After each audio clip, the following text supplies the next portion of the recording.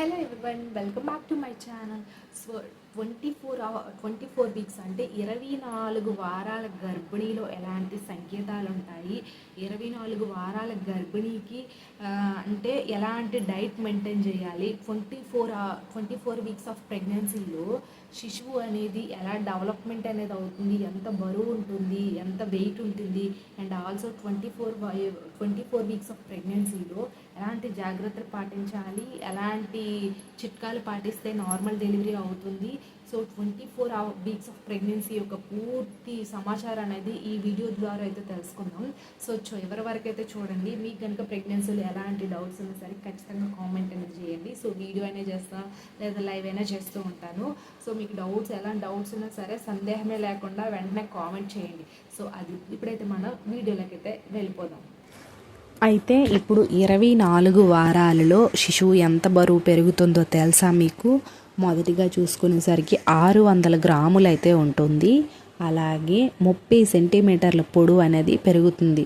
పొడవు అంటే మనకి చెస్ట్ డౌన్ నుంచి పెల్విక్ బోన్ వరకు కూడా కొలుస్తారండి టేప్తో.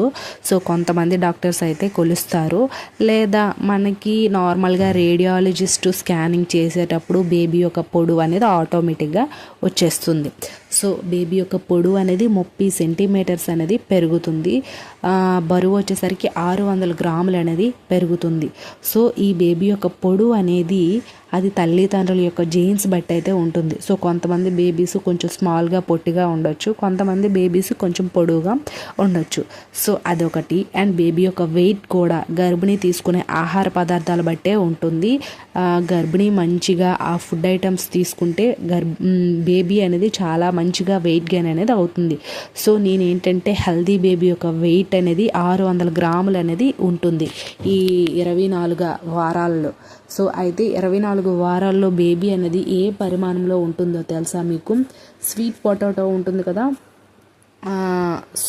మనకి మొక్కజొన్న అంటారు కదా.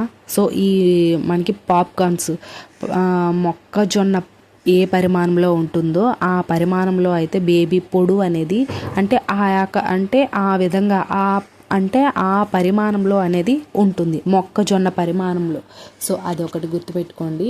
అండ్ నెక్స్ట్ వన్ వచ్చేసరికి ఏంటంటే 24 వారాలంటే గర్భిణీ స్త్రీలు ఇప్పుడు 6వ నెలలో 2వ వారంలో ఉన్నారని అర్థం. అంటే మీకు 6th మంత్ వచ్చి 2nd వీక్ అని అర్థం. చాలామందికి ఈ వీక్స్ మంత్స్ డౌట్స్ అనేది ఎక్కువగా ఉంటుంది. నేను ప్రతి ఒక్క వీడియోలో కూడా చెప్తున్నాను ఎన్ని వీక్స్కి ఎన్ని మంత్స్ అని. సో ఫస్ట్ వీక్ నుంచి 40 వీక్స్ వరకు కూడా నేను వీడియోస్ అనేది చేస్తూ ఉంటున్నాను. సో రెగ్యులర్గా అయితే చూడండి, మీకు అర్థమవుతుంది ఎన్ని వీక్స్కి ఎన్ని మంత్స్ అనేది క్యాల్కులేట్ అనేది మీకు ఈజీగా తెలుసుకోవచ్చు. సో అది అయితే మనకి ఈ 24 వారాలంటే 6వ నెలలో ఉన్నారని అర్థం.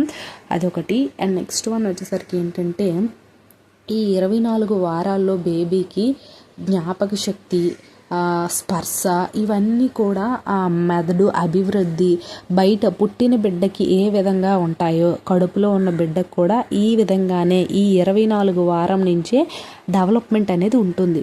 అంటే బేబీకి ఇప్పుడు జస్ట్ పొట్ట పైన టచ్ చేసామనుకోండి, బేబీ దానికి రియాక్ట్ అవుతుంది.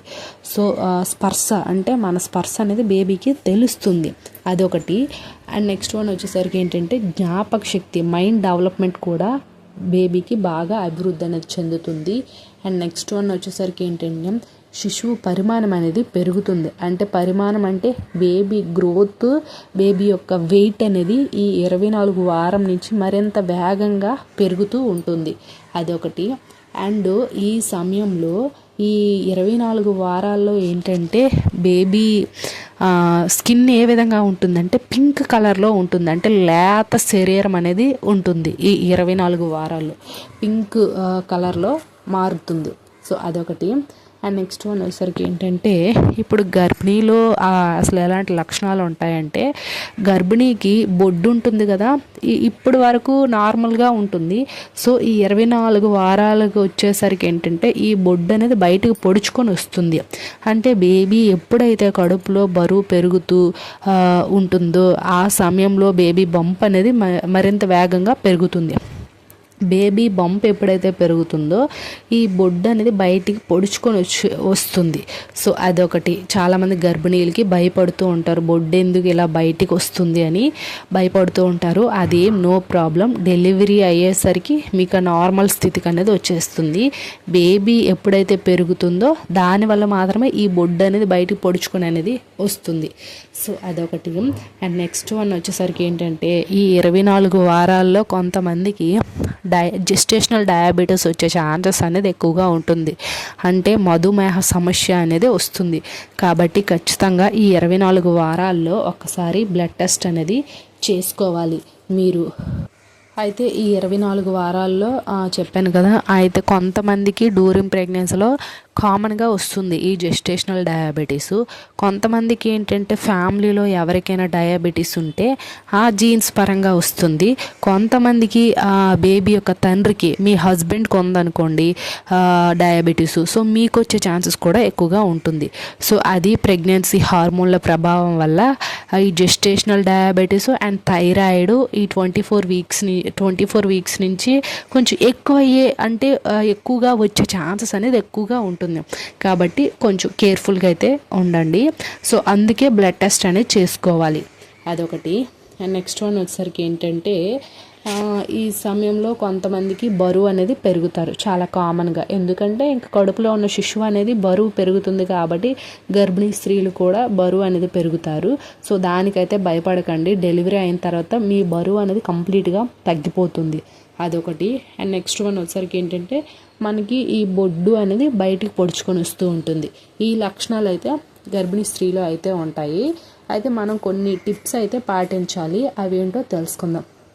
ఫస్ట్ వన్ వచ్చేసరికి ఏంటంటే ఈ 24 వీక్ ఆఫ్ ప్రెగ్నెన్సీలో కొంతమందికి కళ్ళు పొడిబారిపోయే ఛాన్సెస్ అనేది ఎక్కువగా ఉంటుంది. అంటే కళ్ళు మంటలు రావడం, కళ్ళు దురదలు పట్టడం ఇలాంటివంతా జరుగుతూ ఉంటుంది. కాబట్టి బాడీని హైడ్రేట్గా ఉంచుకోవాలి. అంటే బాడీని పొడి బారకుండా ఎప్పుడు ఎక్కువగా లిక్విడ్స్ అనేది తీసుకుంటే బాడీ అనేది హైడ్రేట్గా ఉంటుంది.